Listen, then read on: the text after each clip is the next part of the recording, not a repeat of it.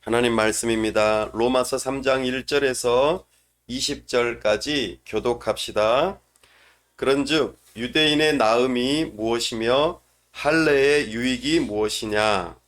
범사에 많으니 우선은 그들이 하나님의 말씀을 맡았음이니라. 어떤 자들이 믿지 아니하였으면 어찌하여 그 믿지 아니함이 하나님의 미쁘심을 패하겠느냐?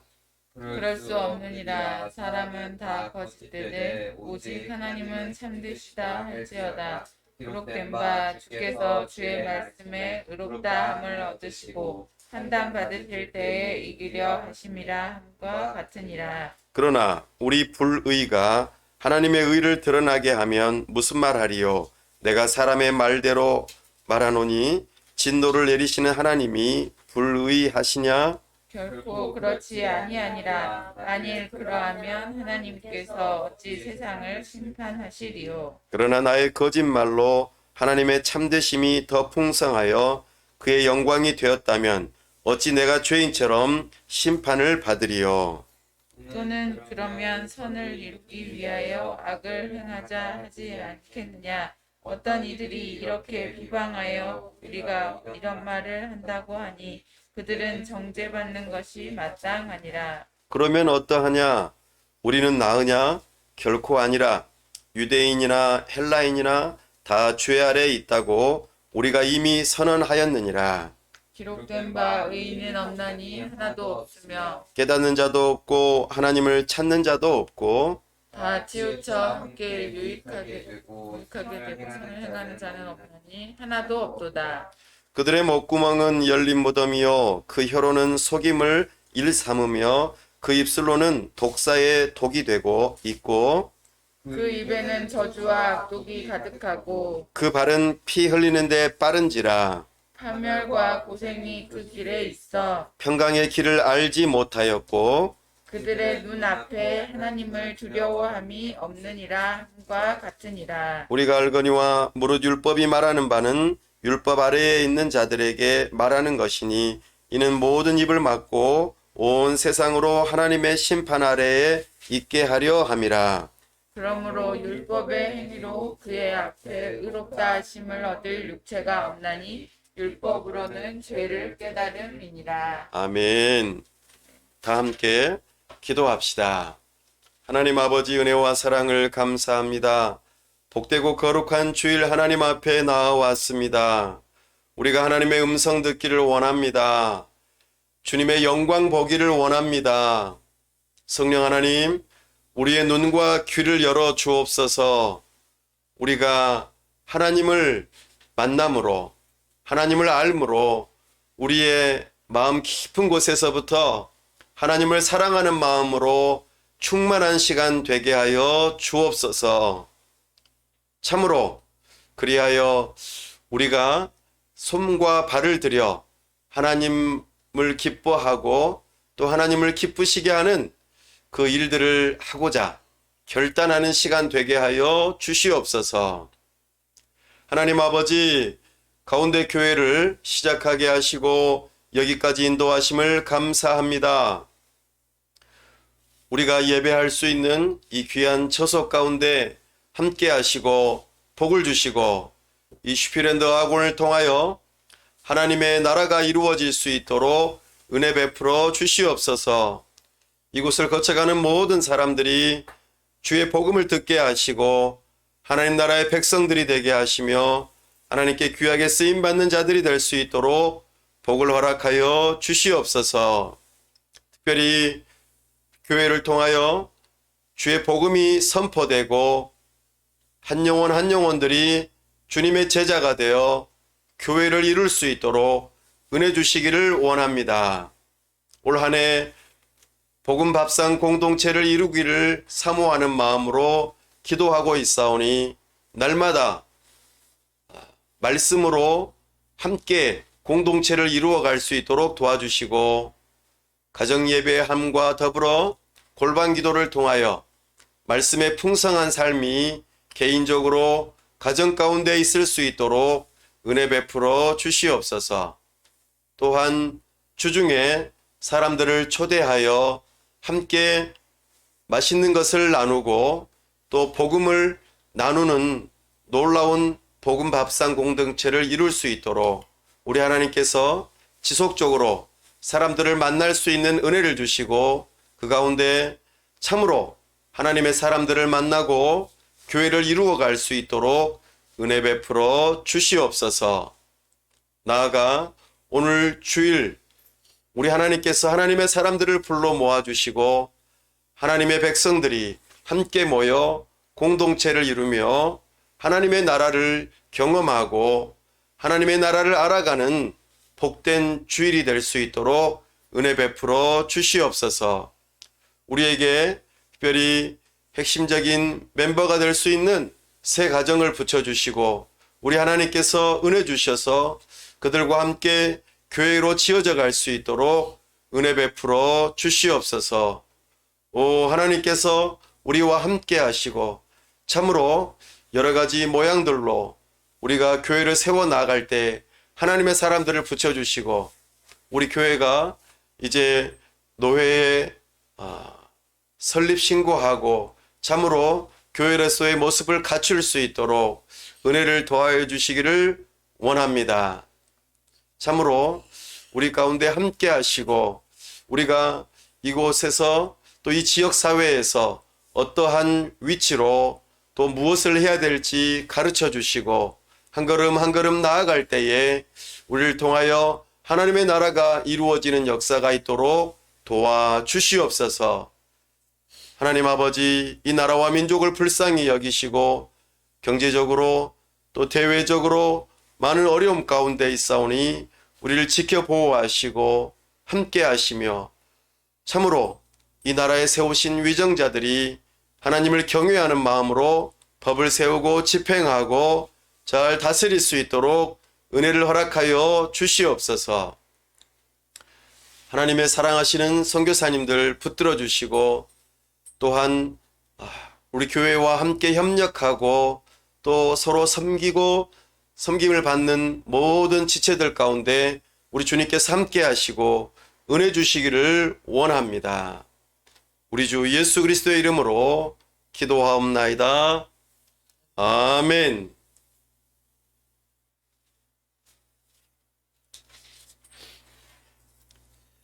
오늘은 로마서 강의 4번째 시간으로 왜 복음이 모두에게 필요한가라는 제목으로 주의 말씀을 선포합니다. 오늘 로마서 3장에서 사도 바울은 유대인의 입장에서 3가지의 질문을 합니다. 첫 번째는 유대인으로 태어난 것에 대한 질문이고요.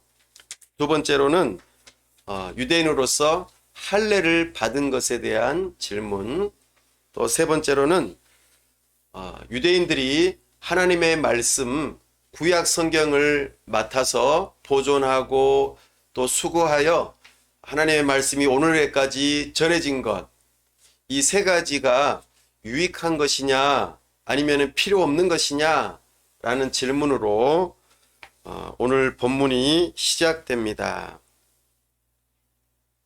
사랑하는 여러분, 오늘날 이 이야기를 조금 치환해서 이야기해 보면 우리가 모태신앙으로 태어난 것이 별로 쓸모가 없습니까? 라고 질문하는 것과 같습니다.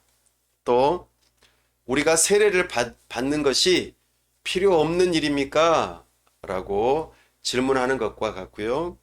또 하나는 우리가 성경을 맡은 자들로서 우리는 구약뿐만 아니라 신약까지도 가지고 있는데 이렇게 교회가 성경을 하나님의 말씀으로 알고 또 믿으면서 그렇게 가르치고 설교하고 선포하고 그 말씀대로 살아가려고 하는 이 모든 노력들이 불필요한 것입니까?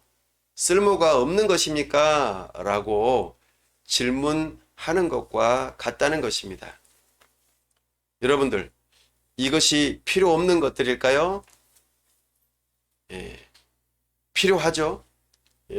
우리가 신앙의 가정에서 태어나는 것 얼마나 복된 일인지 모르겠습니다.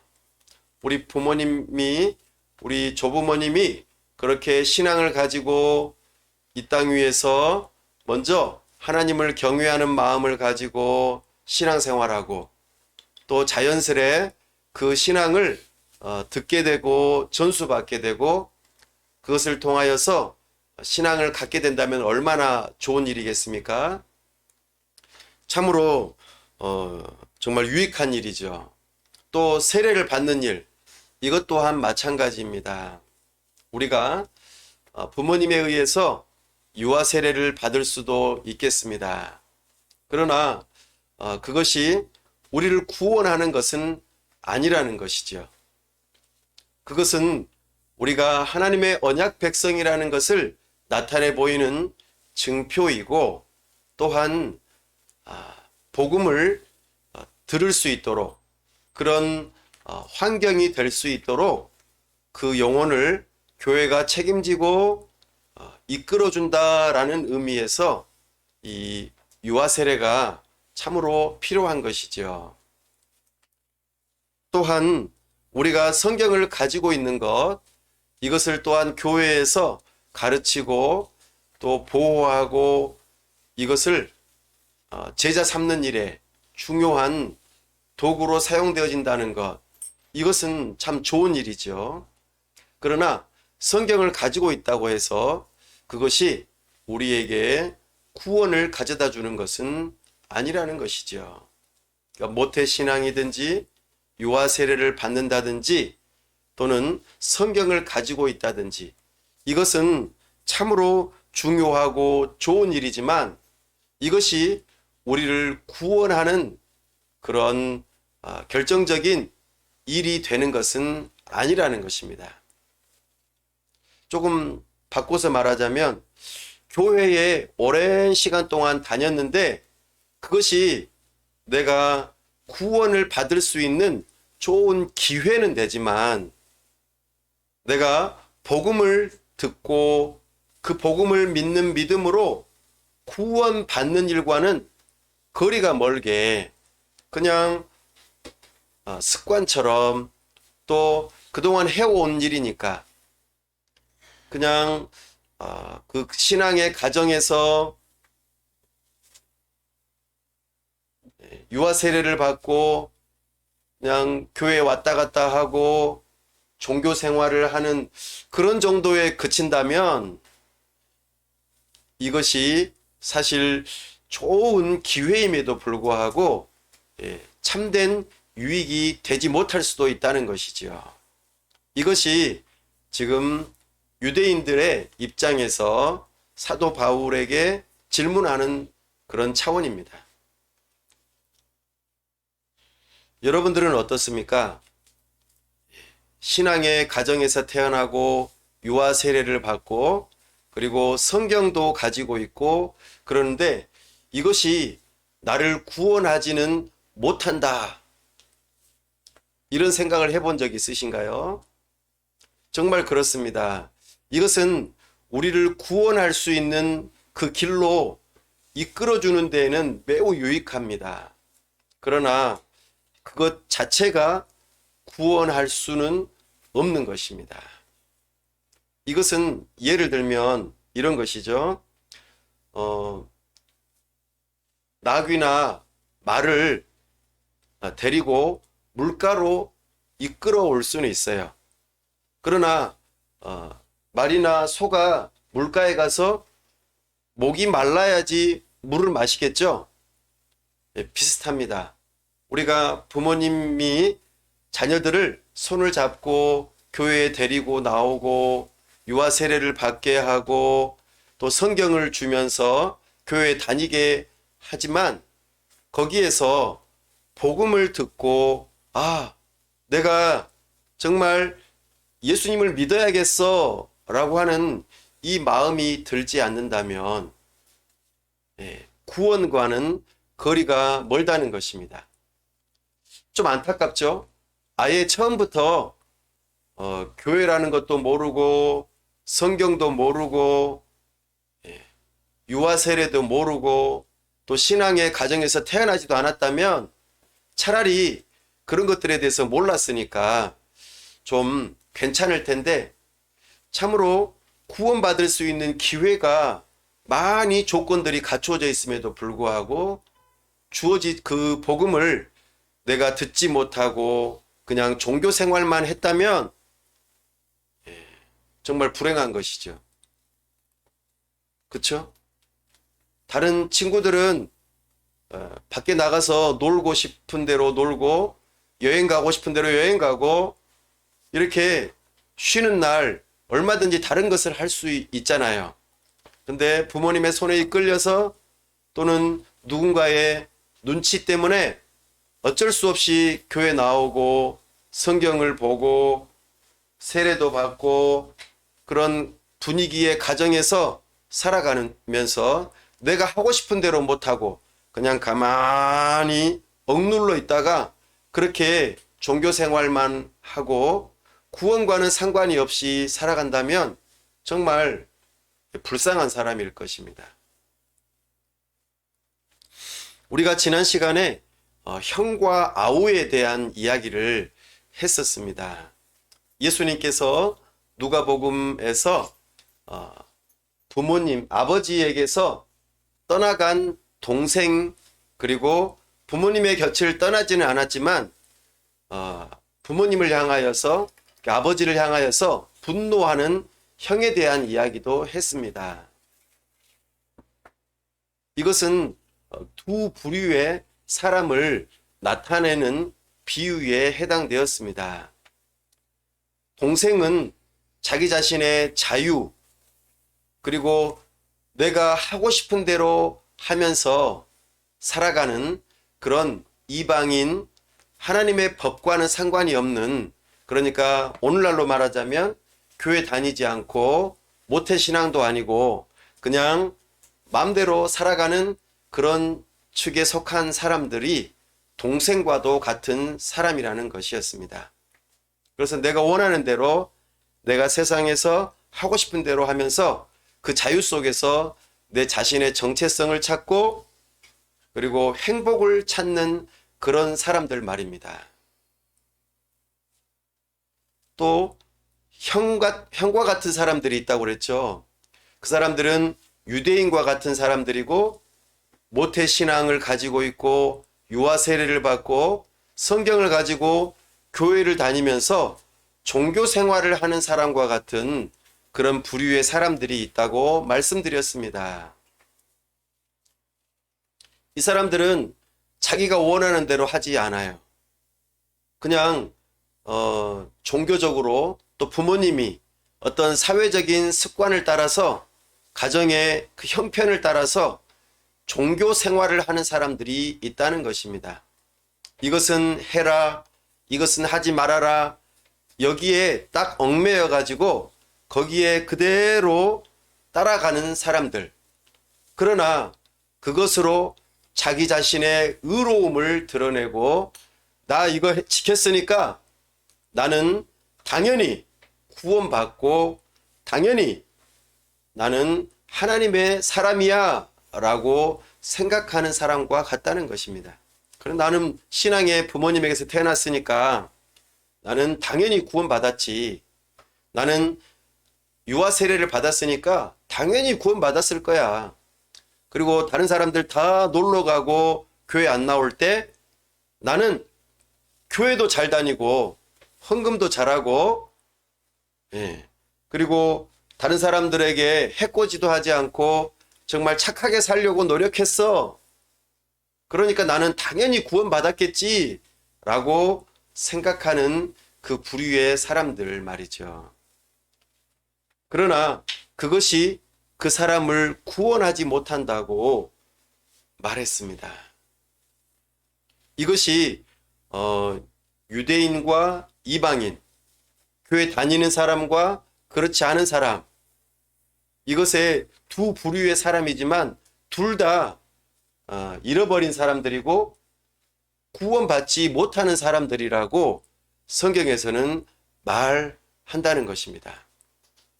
교회 안 다니고 자기 마음대로 사는 사람들은 자기 양심의 기준에 의해서 하나님께 심판을 받고 교회 다니고 유대인으로서 성경을 가지고 할례를 받고 유아 세례를 받고 교회 생활을 했던 그 사람은 성경, 하나님의 율법을 따라서 심판을 받는다고 말씀하십니다.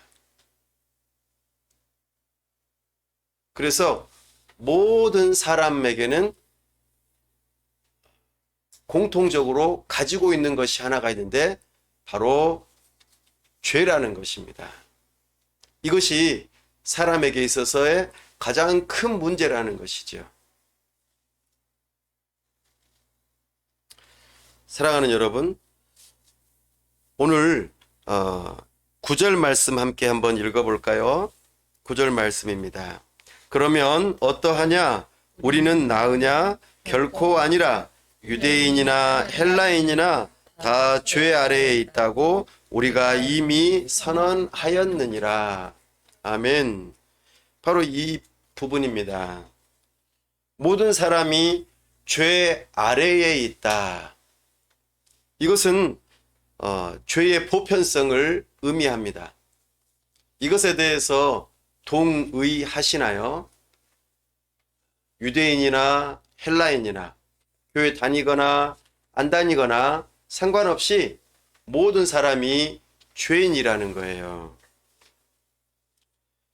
죄 아래에 있다. 이 표현은요, 양심으로서 생각해 보았을 때에 나는 죄인이라는 것입니다. 또 율법으로 생각해 봤을 때도 나는 죄인이구나라고 생각이 들어진다는 것입니다. 이것은 사탄의 지배 아래에 놓여 있다는 뜻이기도 하고 하나님의 진노 아래에 놓여 있다는 뜻이기도 합니다. 반대로 하나님의 구원 아래에 있다. 이 표현은 하나님의 은혜 아래에 있다는 표현과 같습니다.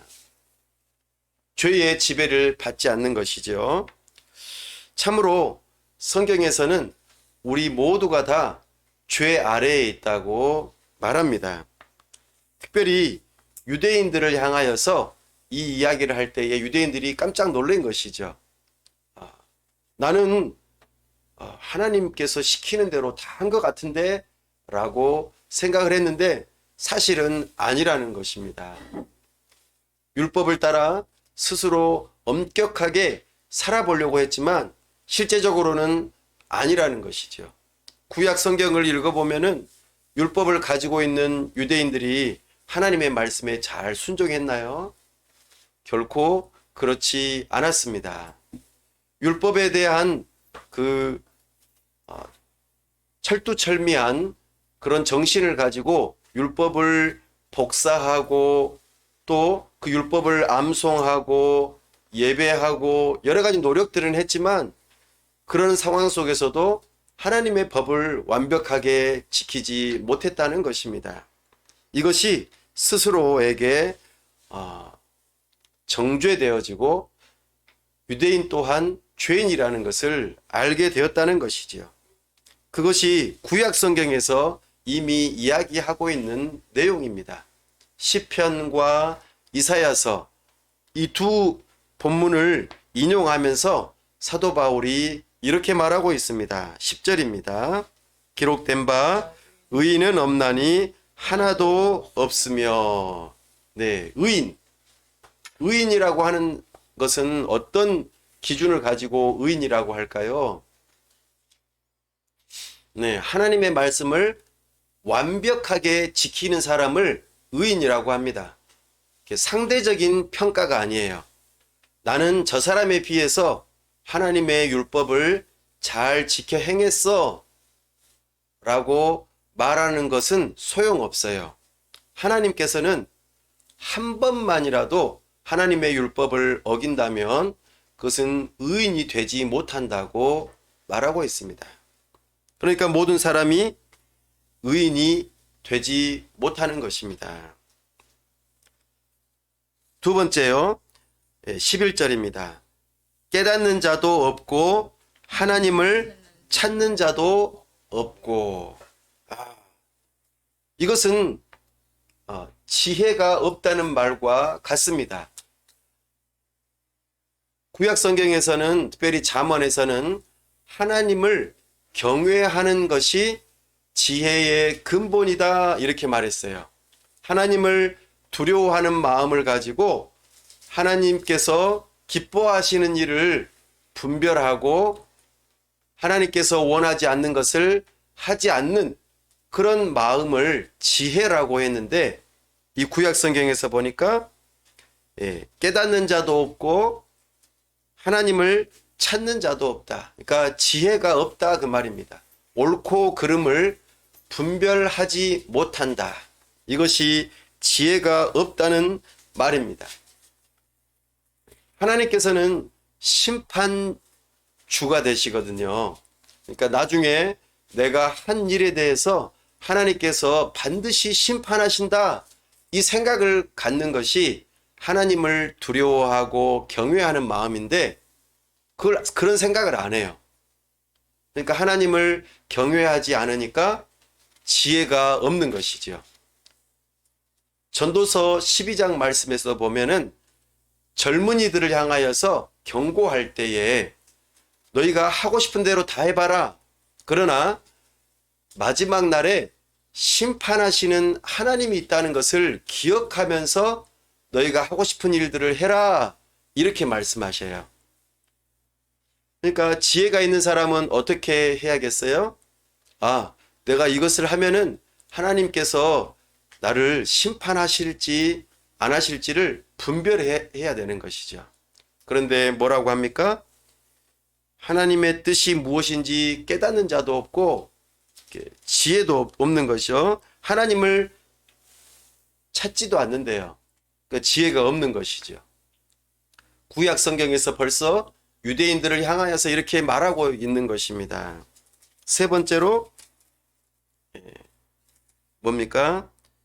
다 12절입니다. 다 치우쳐 함께 무익하게 되고 선을 행하는 자는 없나니 하나도 없도다. 이것이 구약 성경에서 유대인들을 향하여서 그들의 실상을 드러내 보여주고 있는 것입니다. 하나님을 삶의 최우선순위로 두지 않아요. 내가 원하는 대로, 내가 하고 싶은 대로 사는 것. 나는 교회도 다니고 성경도 읽지만 성경에서 말하는 대로 살고 싶지 않아요. 그냥 내가 하고 싶은 대로 하는 거예요.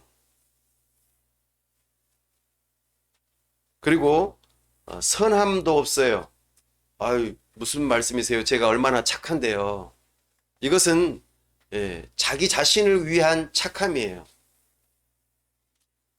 하나님의 영광을 생각하지 않는 착함은 있을 수 있어요. 내가 이렇게 하면은 착한 일을 하는 거야. 내가 이렇게 하면은 다른 사람들이 인정해 주겠지? 이런 착함이 아니라 진정 하나님의 이름이 높여지기를 원하는 착한 선함이라는 것입니다. 하나님의 뜻이 무엇인지 먼저 생각하고 그분의 뜻을 따라 그분을 위하고자 하는 착한 마음이 아니고 착한 행실이 아니라고 성경에서는 말하고 있습니다. 그들이 이렇게 삶을 살아가니 결코 구원받지 못하는 죄인에 해당된다는 것을 구약 성경을 들어서 증명해 보이고 있습니다. 또요, 실제적으로 그들의 삶 속에서 그 부분이 나온다고 13절, 14절에서 이렇게 말하고 있어요. 마음 깊은 곳에서부터 하나님을 경외하지 않고 하나님을 사랑하지 않기 때문에 그들이 죄인이라고 하는 것을 증명해 보이면서 그것이 겉으로 드러난다고 말해요. 13절 읽어볼까요? 그들의 목구멍은 열린 무덤이요 그 혀로는 속임을 일삼으며 그 입술에는 독사의 독이 있고. 14절 마저 읽어볼까요? 그 입에는 저주와 악독이 가득하고. 예. 죄라고 하는 것이 마음 깊은 곳에서부터 있다 보니까 그것이 열매로 드러나는데 어떤 열매로 드러나죠? 예. 말하는 것으로 그의 열매가 드러난다고 말하고 있습니다. 하나님을 경외하지 않는 것이, 바꿔 말합니다. 하나님을 경외하는 것이 지혜의 근본이라고 그랬잖아요. 그러면은 선함을, 옳고 그름을 분별하고 하나님의 뜻을 따라 순종하면서 의로운 삶을 살아갈 거예요. 그런데 그것이 없다는 거예요. 하나님을 경외하지 않으니까 하나님께서 기뻐하시는 것이 무엇인지도 모르고 착한 것이 무엇인지도 모르고 의롭게 살고 싶지 않은 거예요. 그래서 말로 어떻게 해요? 목구멍은 열린 무덤이래요. 무덤이 열려 있으면 어떻게 될까요? 한번 상상해 보세요. 무덤이 쪼개져서 비가 많이 와가지고 무덤이 탁 열려버렸어요. 그러면은 무덤 안에는 뭐가 있죠? 시체가 있겠죠. 시체가 이렇게 드러나면 어때요? 냄새가 나겠죠? 시체가 썩는 냄새가 나요. 그러니까 우리가 입을 벌리면은 무슨 냄새가 나요? 썩는 냄새가 난다. 그러니까 우리가 입을 열어서 썩는 냄새는 어떤 냄새예요? 혀로는 속임을 일삼는데요. 그리고 입술에는 독사의 독이 있대요. 독사의 독이 어때요? 독사에게 물리면 어떻게 돼요? 와, 죽잖아요. 그러니까 사람을 죽이는 방법 중에 하나가 뭐예요? 말로 죽인다고요. 말로. 너는 쓸모없는 존재야. 네 같은 것이 뭘 한다고 그래? 너는 형편없는 사람이야. 너는 태어나지 말았어야 해. 이런 식으로 막 사람을 향하여 저주를 퍼붓고 독설을 행하면 어떻게 돼요? 사람이 그것을 그대로 받아들이면 어떻게 돼요? 나는 쓸모없는 존재구나. 나는 이 세상에서 태어나지 말았어야 돼. 나는 정말 하는 것마다 정말 모든 것이 잘못됐구나. 이런 식으로 생각할 거 아니에요. 우리가 인터넷에서 악성 댓글을 남기면 어떻게 돼요? 사람들이 그것에 영향을 받아서 마치 독사가 물어서 독이 온몸에 퍼지듯이 처음에는 괜찮았다가 점점 사람의 몸이 마비되고 죽는 것처럼 그런 나쁜 말들이 사람을 크게 상하게 하고 죽이는 일이 된다는 것이지요. 이게 열매예요. 하나님을 경외하지 않는 사람이 입을 벌려서 썩은 냄새를 풍기고 독사의 독처럼 탁 물어가지고 사람을 죽이는 일을 한다는 거예요. 또 뭐가 있어요? 저주와 악독이 가득해. 속이고 거짓말하고, 그렇죠? 보이스피싱 어때요? 사람을 거짓말로 속여가지고 돈을 빼앗고, 돈을 빼앗을 뿐만 아니라 그 사람의 건강도 빼앗고 가진 재산도 빼앗기니까 삶의 희망도 잃어버리게 되고 그 가정과 여러 가지 일들을 파탄을 시켜요. 교묘하게 사람을 속여서 사람을 망가뜨리는 일들을 한다는 것입니다. 그러니까 우리는 어때요? 분별력이 없으면 어떻겠어요? 이 세상에서 속아 넘어가겠죠. 그리고 결국에는 죽게 되는 거예요. 그 일을 지금 하고 있다는 거예요. 유대인들을 향해서 지금 이 말을 하고 있는 거예요. 놀랍죠? 성경을 암송하고 성경을 공부하고 또 성경을 다른 사람들에게 알려주는 그런 교회 다니는 사람들이 이런 일을 행하고 있다고 생각해 보세요. 이거는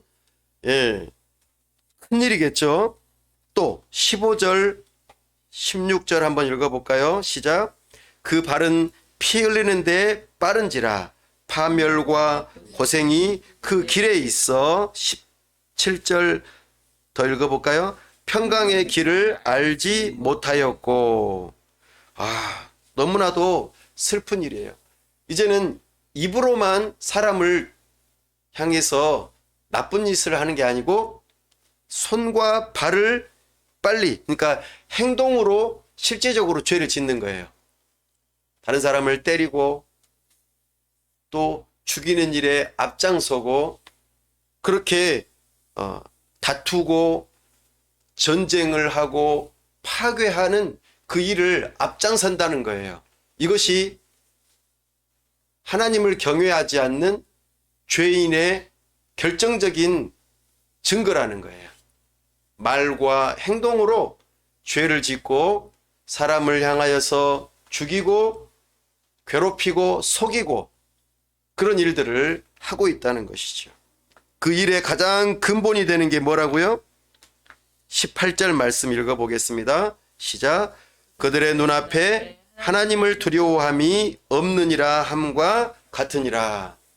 그러니까 근본적으로 하나님을 두려워하는 마음이 없으니까 사람들이 이 죄라고 하는 것이 가득하니까 이것이 전적으로 부패한 모습으로 시체가 부패하여 썩은 냄새가 나고 그것을 말과 행동으로 사람을 죽이는 일에 앞장서게 되었다 하는 것입니다. 하나님을 섬긴다고 하는 사람들이 누구를 죽였죠? 예수님을 잡아 죽였어요.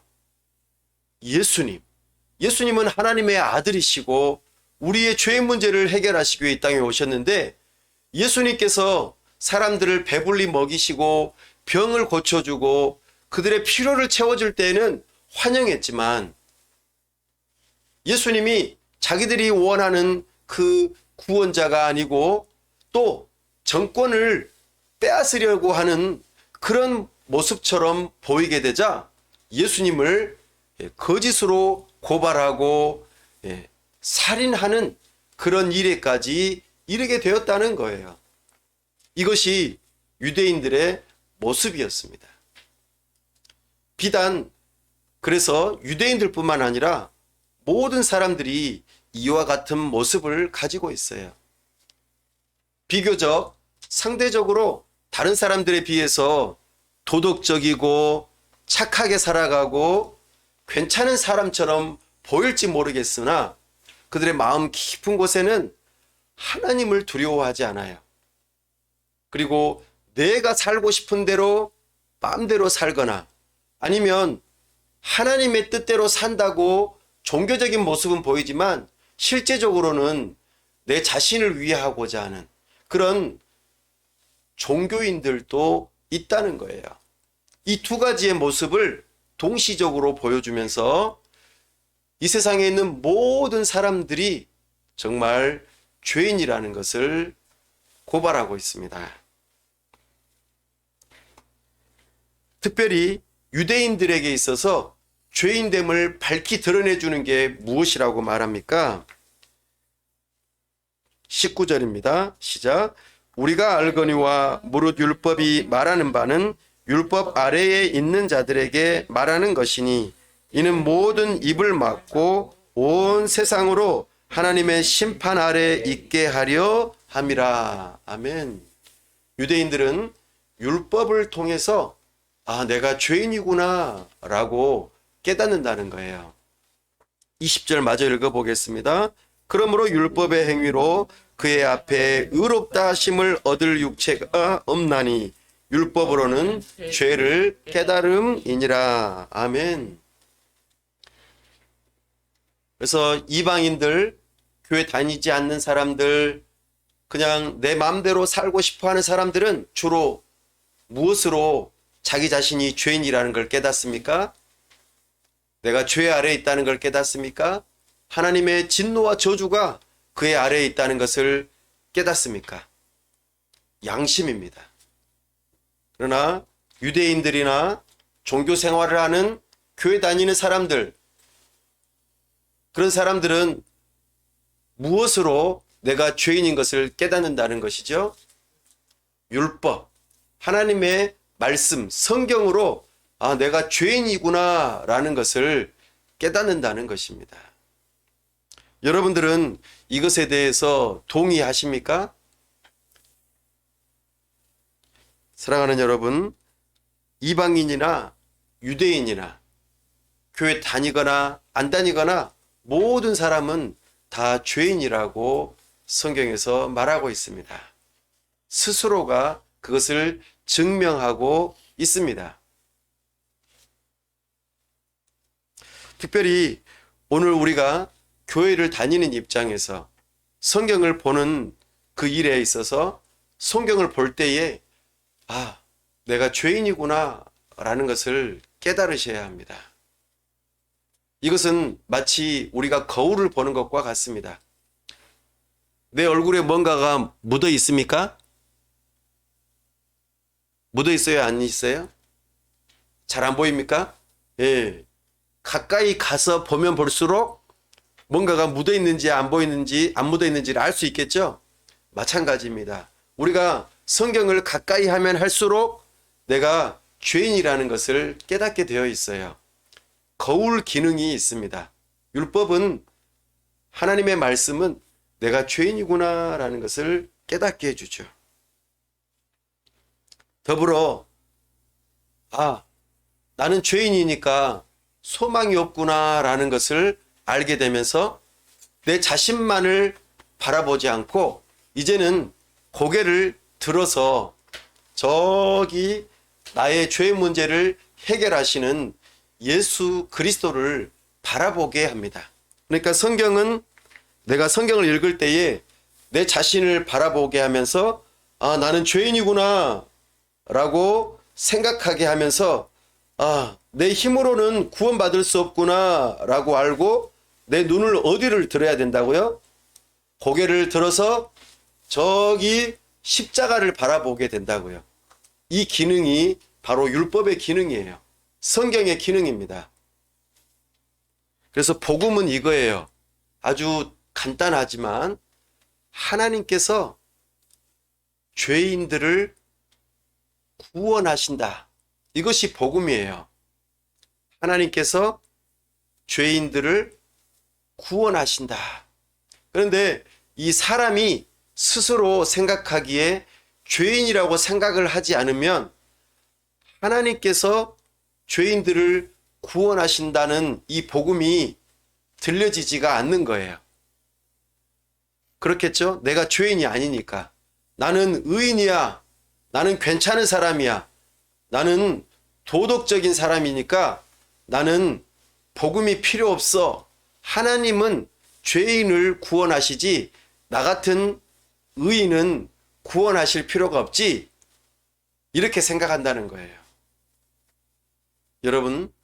여러분들은 죄인입니까?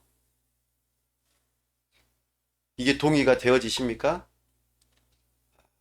우리의 양심이, 하나님의 말씀이 그것을 증명하고 있습니다. 하나님을 경외하지 않는 그 마음이 우리의 입술과 우리의 행동으로 나타난다는 것입니다. 그리고 그것을 우리 율법이, 바로 성경이 우리에게 가르치고 있습니다. 그러면서 우리로 하여금 들으라고 하세요. 복음은 이것이다. 하나님께서 죄인들을 구원하신다. 그러니 이 세상 모든 사람들은 성경에서는 죄인이라고 말하고 있습니다. 9절 말씀에서와 같이 유대인이나 헬라인이나 다 죄 아래에 있다. 그러니 우리는 복음을 필요로 합니다. 삼위일체 하나님께서 우리를 구원하시고자, 죄인된 우리를 구원하시고자 계획하시고 실행하시고 그 일들을 적용하신다라고 말씀하세요. 사랑하는 여러분, 여러분들은 저를 포함해서 우리 모두는 죄인입니다. 이것은 부인할 수 없어요. 그래서 우리에게는 복음이 필요합니다. 하나님께서는 죄인들을 구원하십니다. 이 복음이 저와 우리의 것이 될 수 있기를 바랍니다. 이 복음을 들려주기 위해서 우리 주님께서 우리 자신이 죄인이라는 것을 먼저 깨닫게 해주시는 거예요. 여러분은 죄인이라는 것을 깨달으셨나요? 아니면 여전히 나는 괜찮은 사람이야 라고 생각하십니까? 사랑하는 여러분, 우리는 스스로 죄인이라는 이 생각을 할 필요가 있습니다. 아마데우스라고 하는 그 영화가 하나 있는데요. 모차르트라고 하는 음악가를 중심으로 되어지는 그런 영화입니다. 예. 팀 켈러 목사님이 이 영화 이야기를 하면서 우리 모두가 죄인인 것에 대한 이야기를 좀 해주었습니다. 그걸 인용합니다. 아마데우스는 모차르트이죠. 예. 볼프강 아마데우스 모차르트. 그는 어떤 사람입니까? 우리가 보통 이야기하기로는 음악의 천재이죠. 예. 아주 어렸을 때부터 음악을 작곡하고 그리고 굉장한 실력을 가지고 있는, 아니 뭐 노력 안 해도 그냥 음악이 나오는 그런 사람이었습니다. 그런데 이 모차르트가 나오기 전에 살리에르라고 하는 아주 정말 유명하고 멋진 음악가가 있었어요. 이 두 사람의 공통점은 음악가이지만 차이점이 있어요. 살리에르라고 하는 사람은 하나님을 정말로 잘 믿고 싶어 하는 그런 사람이었어요. 그래서 자기가 하나님께 이렇게 기도했어요. 하나님, 저에게 음악적인 재능을 주세요. 정말 제가 음악으로 성공하고 싶습니다. 저에게 능력을 주셔서 정말 음악으로서 최선을 다해서 좋은 곡들을 쓰고 그렇게 해서 성공을 하게 되면 제가 하나님의 이름을 높이고 그리고 많은 사람들을 도와주겠습니다 라고 기도했어요. 실제로 살리에르는 그의 삶 가운데 음악적으로 성공했습니다. 그리고 착한 일도 많이 했어요. 그런데요, 어느 순간에 그 살리에르 앞에 등장한 인물이 바로 모차르트라는 거예요. 모차르트의 가운데 이름이 아마데우스잖아요. 이거는 아모르하고 데우스, 이 두 단어가 합쳐진 뜻이에요. 합쳐보면 아모르는 사랑이라는 뜻이고 데우스는 하나님이라는 뜻이에요. 하나님의 사랑을 받는 자, 모차르트. 하나님의 사랑을 얼마나 많이 받았는지 천부적인 재능을 가지고 태어났어요. 음악가로서. 근데 이 모차르트는 삶이 방탕했어요. 둘째 아들하고 똑같아요. 예수님의 비유로 말했던 그 삶이요. 아주 방탕한 삶을 살아가지만 노력도 열심히 안 하지만 그는 천부적인 재능을 가지고 음악가로서 명성을 날렸어요. 근데 살리에르는 부단히 노력을 했어요. 엄청난 노력을 하고 그렇게 해서 음악적인 그런 찬사를 받았지만 모차르트보다는 못하게 되어지는 모습으로 나타났어요. 그러니까 비교가 되어진 것이죠. 살리에르가 모차르트를 보면서 하나님을 원망하기 시작했어요. 나는 이렇게 노력하고 최선을 다하고 하나님을 향하여서 나쁜 짓도 안 하고 어려운 사람들도 도와주고 그렇게 했는데 어떻게 저런 방탕한 자가 나보다 더 음악적으로 재능이 뛰어나고 더 유명해질 수 있는가? 마치 형과 같은 마음을 품게 되었다고 말해요. 예. 아버지의 재산을 탕진하고 돌아온 둘째 아들을 향하여서 비난하고 아버지의 그 베푸신 잔치에 참여하고 싶어 하지 않고 분노하는 그 첫째 아들과 같은 마음을 품었다는 것입니다. 사랑하는 여러분, 우리는 모차르트처럼 방탕하게 자기 마음대로 살아가는 사람들이 있는가 하면 하나님을 자기 자신의 이기심을 채우기 위해서 이용하는 종교인들도 있다는 것을 여기에서 우리는 교훈받습니다. 유대인, 이방인 모두가 다 하나님 앞에서 죄인이라는 것입니다. 교회를 다니든 다니지 않든, 내가 유아 세례를 받았든 받지 않았든, 모태신앙이든 아니든, 내가 성경을 가지고 있든 그렇지 않든, 종교적인 행위를 통하여서 하나님께 인정받으려고 하는 그 태도를 가지고 있다면 우리는 살리에르와 같고 형과 같은 존재, 곧 유대인과 같은 존재라는 것을 성경에서 오늘 이야기하면서 모든 사람은 죄인이라고 말합니다. 그리고 여기에 복음이 있다고 말씀해 주시죠.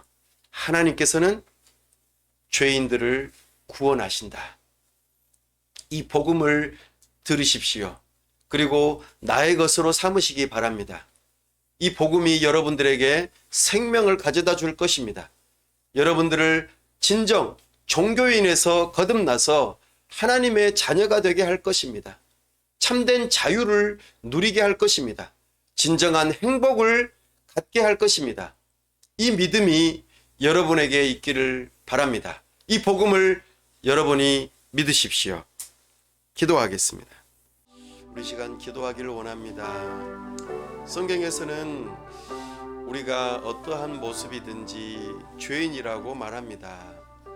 하나님을 경외하지 않는 그 마음 깊은 곳에 그 죄라고 하는 것이 자리를 잡고 있고, 내 자신을 위하고자 하고 내가 하나님의 자리에 있고자 하는 그 마음 자체가 죄라고 말합니다. 내가 하고 싶은 대로, 내가 원하는 대로. 그러나 모습은 다를 수 있다고 합니다. 그냥 아예 방탕하게 살거나 그냥 종교인으로서 도덕주의자처럼 착하게 그런 모습을 가지고 나의 죄인됨을 위장하고 있다고도 말합니다. 오늘 성경에서는 그 마음을 헤집고 밝히 드러낼 뿐만 아니라 우리의 말과 행동에서 그런 일들이 실제적으로 있다고 고발하고 있습니다. 이 죄인됨을 우리가 솔직하게 시인하고 저에게는 복음이 필요하다고 그렇게 고백할 수 있기를 바랍니다. 복음은 하나님께서 죄인들을 구원하신다는 것입니다. 내가 죄인으로 인정하고 고백할 때에 복음이 들려지기 시작합니다. 이 은혜가 우리에게 있게 해달라고, 나에게 있게 해달라고 이 시간 다 같이 함께 기도합시다. 아버지 하나님, 오늘 우리가 성경을 통하여 내가 방탕한 둘째와 아들과 같은 존재이기도 하고, 참으로 종교심에 또 종교적인 태도와 도덕적인 삶으로 위장되어진 그런 참으로 감추어진 죄인이라는 것을 밝히 드러내 보여주심을 발견합니다. 그 마음 깊은 곳에서는 하나님을 경외하지 않는 마음, 내 자신을 위하고자 하는 마음, 하나님처럼 되려고 하는 그 마음이 숨겨져 있다는 것을 발견합니다.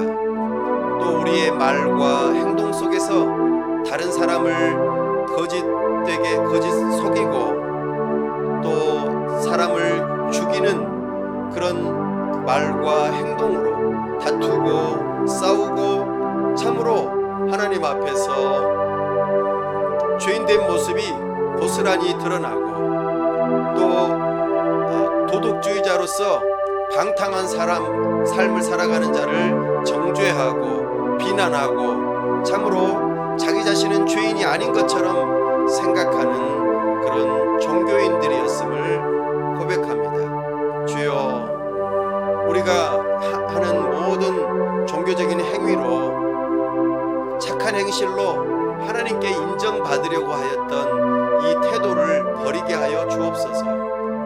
성경에서 말하는 모두가 다 죄인이라는 이 메시지를 들을 수 있게 하여 주시고, 나아가 하나님께서 죄인된 우리를 구원하신다는 복음을 들을 수 있는 귀가 열리게 하여 주시옵소서.